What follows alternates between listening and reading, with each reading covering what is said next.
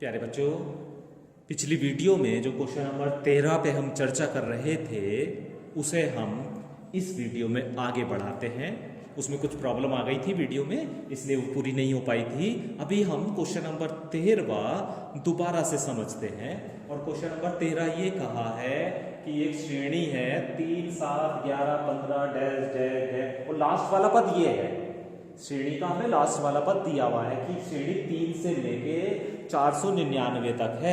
तो आपको समझ में आ जाना चाहिए पहला पद तो ये है और आखिरी पद ये है, ये समझ के चलो। ओके, तो हमें ये पूछा है कि इस श्रेणी में कितने पद हैं, पदों की संख्या निकालनी, अर्थात n का मान निकालना है।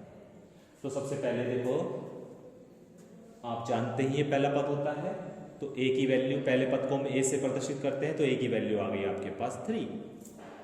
d की वैल्यू कैसे निकाली जाती है ये भी हम जानते हैं, दूसरे पद में से पहला पद घटा देते तो d की वैल्यू आ जाती है।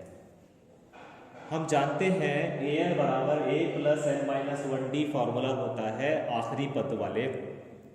अगर हमें आखिरी पद देखना है कौन सा आखिरी पद है तो उसके लिए फॉर्मूला होता है।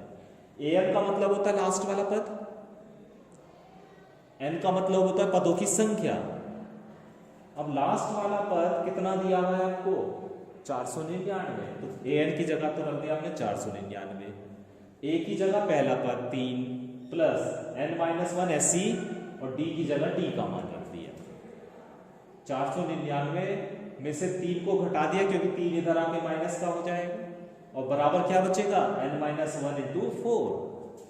3 को घटाया तो 496 बचा, और बराबर n माइनस 1 इंटू 4 को भी इधर ले आए तो n माइनस 1 बराबर 496 बटे 4 से इसे कैंसिल किया तो 124 आ गया। तो n माइनस 1 बराबर 124, तो n बराबर आ गया 124 प्लस 1, अर्थात n बराबर आ गया 125। तो इसका मतलब क्या हुआ प्यारे बच्चों कि यहां से लेके यहां तक इस श्रेणी में 125 पद हैं। यही हमें ज्ञात करना था।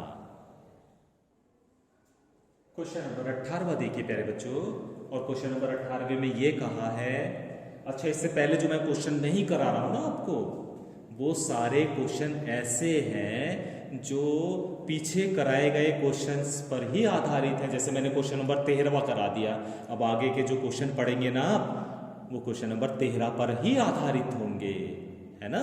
तो ये जो बीच बीच में मैं क्वेश्चन छोड़ रहा हूं, ये वो क्वेश्चन है जो आप खुद करेंगे, क्योंकि ये उन क्वेश्चन पर आधारित है जो मैं आपको कराता जा रहा हूं।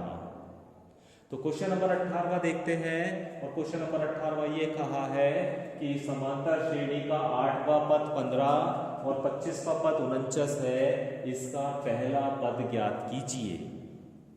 क्या क्या कहा है, 8वां पद 15 हमने लिख लिया a8, भाई 8वें पद को a8 के द्वारा तो प्रदर्शित करते हैं, तो a8 बराबर 15, ठीक है।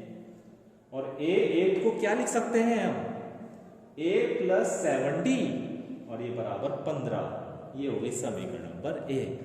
हमें 25वां पद दिया हुआ है a25 बराबर 49, और a25 को क्या लिख सकते हैं, a प्लस 24d बराबर 49। ये हो गई आपकी समीकरण नंबर 2। अभी समीकरण नंबर 1 को और समीकरण नंबर 2 को हल करना है, और हल करने के बाद a का मान और d का मान ज्ञात करना है। तो देखिए, हमने समीकरण नंबर 1 को दोबारा लिख दिया है और घटाया, इसमें से समीकरण को घटा दिया तो a से a कैंसिल हो जाएगा। 24d में से 60d घटा दोगे तो 17d बच जाएगा, इक्वल टू 49 में से 15 घटा दोगे तो 34 बच जाएगा।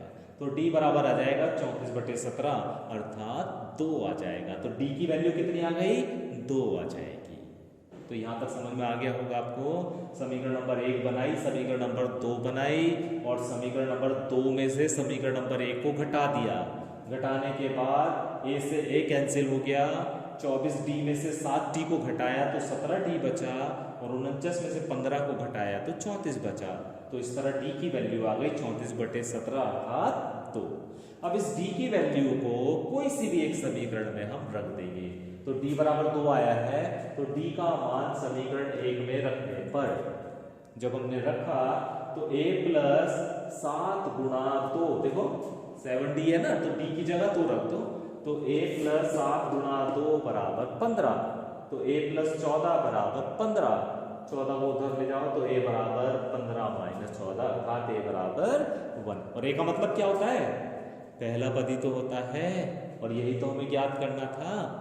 तो इस तरह प्यारे बच्चों पहला पद आपके पास आ गया, a बराबर 1।